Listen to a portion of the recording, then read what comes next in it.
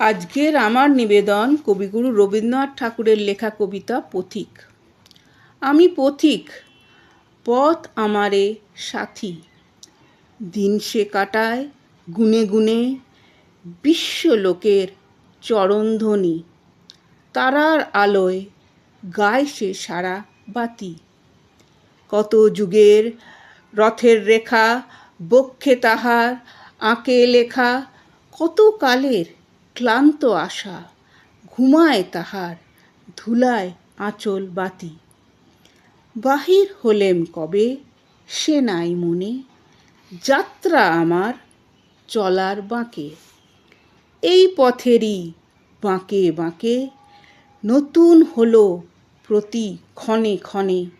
যত আশা পথের আশা, পথে যেতেই ভালোবাসা।